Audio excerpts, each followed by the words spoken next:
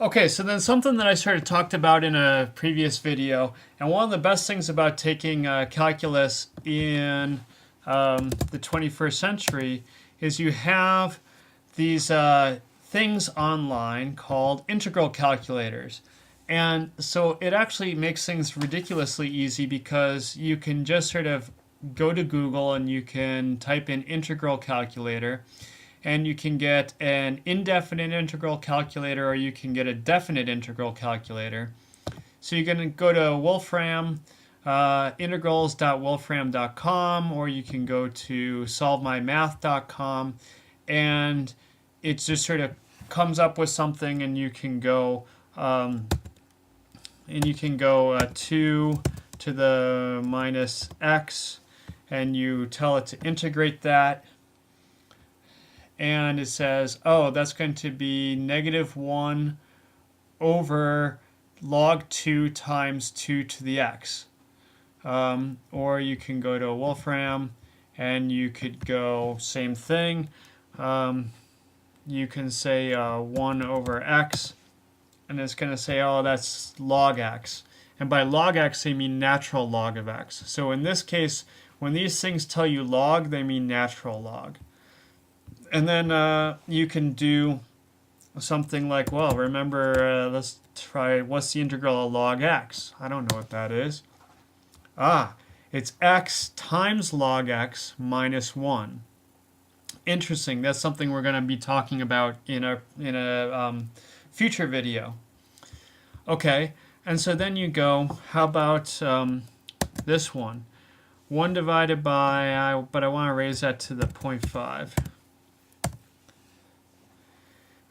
Oh, let's make it a plus. Let's make it 1 minus x squared to the 0.5. Oh, what was the one that I'm looking for here? Okay,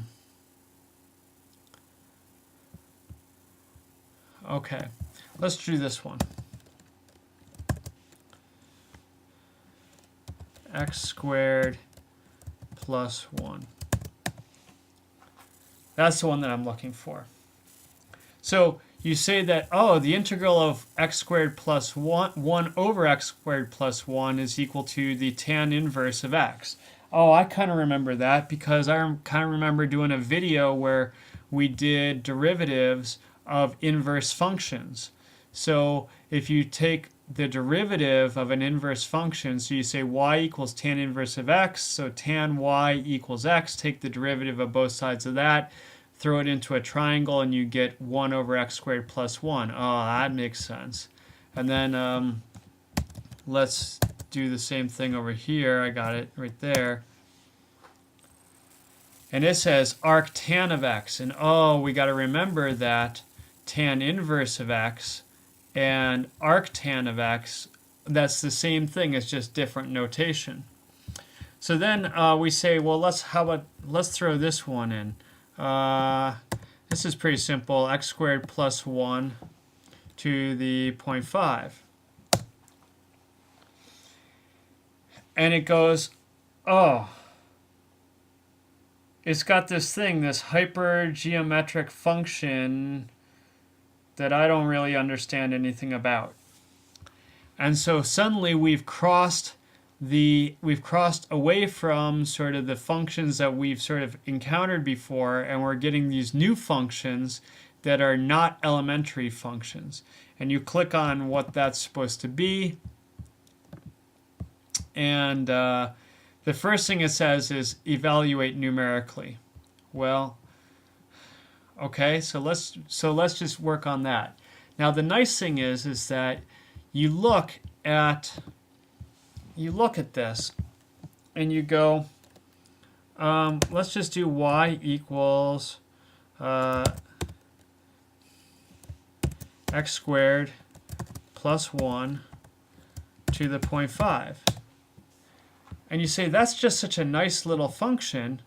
I don't see why that would be so hard to integrate. But it is hard to integrate. And when you try to integrate it, Wolfram basically gives you this crazy error function, and it's not a simple function. So that's where definite integration comes in. It's really easy. If I want to find the area under this curve, so if I want to do 0 is less than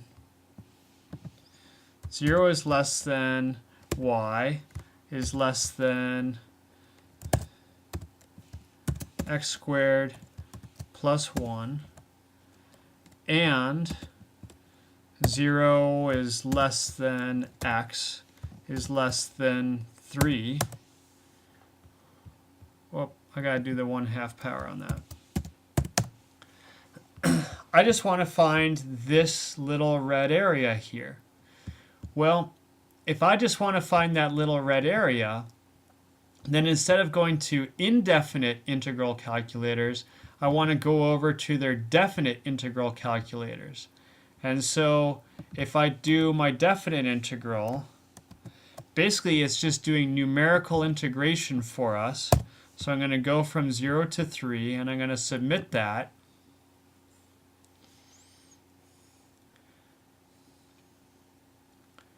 And what's it doing to me here? So it's about 5.65264. So it's come up with that my value is 1/2 of 3 root 10 plus the hyperbolic inverse sine of 3, and I get approximately 5.65. Okay? All it's doing is it's dividing. Well, Wolfram is really, really complicated. This one over here, if I plug the same thing into here, 0 to 3, it's just going to tell me 5.65. So what it's doing is it's dividing up this area here. It's dividing that area into little rectangles, finding the area of each rectangle and adding it up. And so then also if you buy this graphing calculator or graphing calculator Lite, you can also do, well, I don't know if graphing calculator Lite will do it. Let's open it up and find out.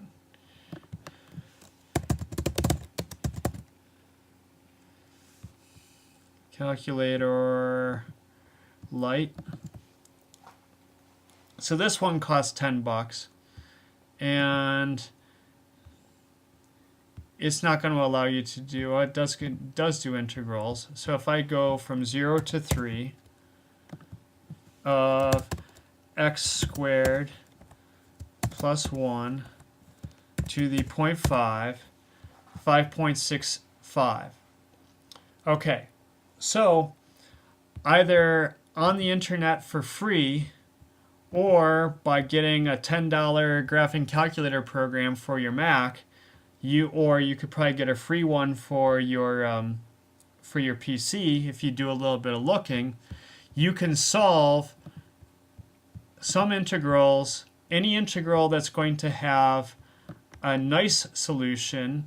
You can sort of get that nice solution from the indefinite integral calculators, and then if it's not going to have a nice solution, you can do the definite integral calculators, and that basically allows you to solve everything that you need to solve. And one thing, what raised this issue, what I should have said at the beginning, is the textbook throws in some integrals that really you need to do numerical integration to get a result. There's some problems in there that if you don't use numerical integration, you're not going to get a result.